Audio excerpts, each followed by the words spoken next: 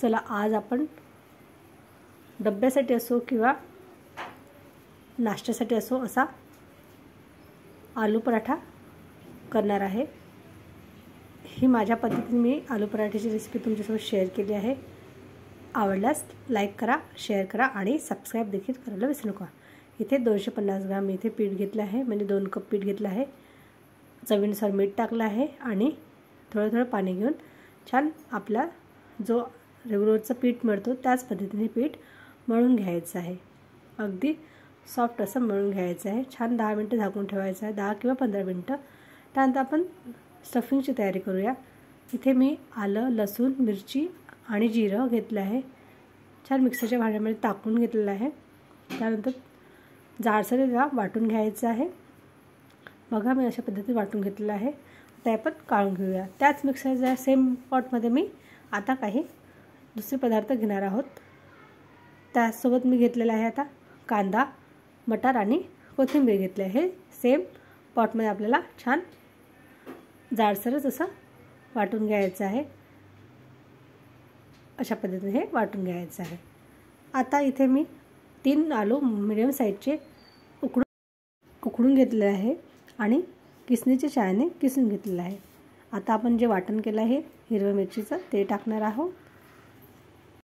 मटार आणि कांदा, कोथिंबीरचं पण वाटण आपण टाकून घेतलेलं आहे। या पद्धतीने केलं तर काय होतं की जे बाइंडिंग येतं छान आलूला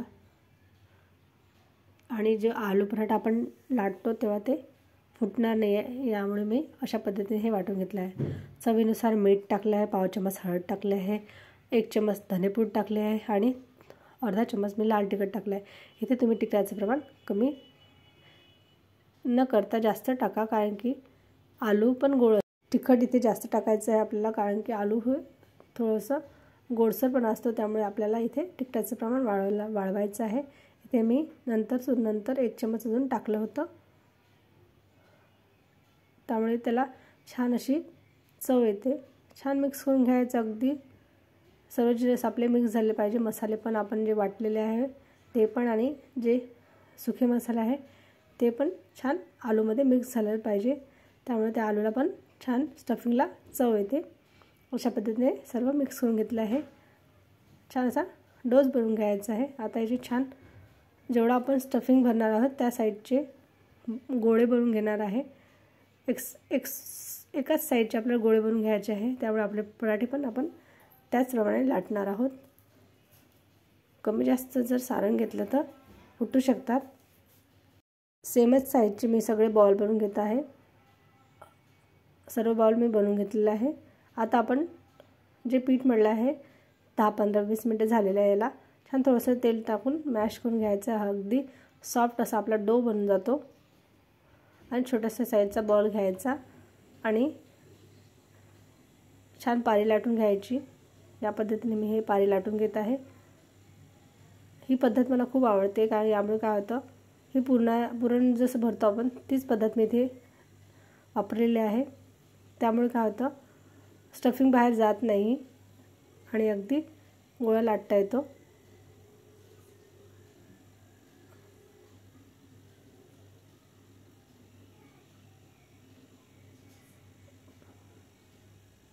छान हलक्या हाताने प्रेस करून घ्यायचं आहे। दोनदा दाखवलं आहे मी इथे, एक साधं भरताना एक साध्या पद्धतीने लाटायचं आहे आणि दुसऱ्यांदा आपण हलक्या हाताने आपण हाताच्या सहाय्याने प्रेस करायचं आणि थोडंसं पारीला लाटून घ्यायचं आहे। हलक्या हाताने हे लाटून घ्यायचं आहे। सुरुवातीला मी प्रेस केलेलं होतं, डायरेक्ट बेलून घेतलं आणि लाटून घेतलं आहे। नंतर दुसऱ्यांदा मी हाताच्या सहाय्याने थोडं प्रेस केलं, त्यामुळे सारण अगदी पसरले जाते आणि नंतर बेलण्याच्या सहाय्याने लाटून घ्यायचं आहे। पराठा आपला जाडसर लाटून घ्यायचा आहे। बघा या पद्धतीने मी लाटला आहे। पॅन इथे गरम करायला ठेवला होता, त्यामध्ये आपण हा पराठा टाकून घेतलेला आहे। एक साईड भाजल्यानंतर शेकल्यानंतर आपल्याला इथे तूप टाकून घ्यायचं आहे। तूप किंवा बटर तुम्ही कोणताही पदार्थ टाकू शकता, तेलही सुद्धा वापरू शकता तुम्ही। छान पराठे होतात, अगदी टम्म फुगतात। आणि टम्म नाही फुगले का एखादा पराठाचं सारण जर कमी जास्त झालं तर तुमचे पराठे फुगणार पण नाही, पण टेस्टला एकदम भन्नाट लागते। नक्की आवर्जून लहान मुलांच्या डब्यासाठी किंवा नाश्त्यासाठी हा एक उत्तम पर्याय आहे। अशा सर्व पराठे मी करून घेतले आहे। आणि हो, व्हिडिओ आवडल्यास लाईक करा, शेअर करा आणि सबस्क्राईब देखील करायला विसरू नका. व्हिडिओ पूर्ण पाहिल्याबद्दल सर्वांचे धन्यवाद. Bye bye.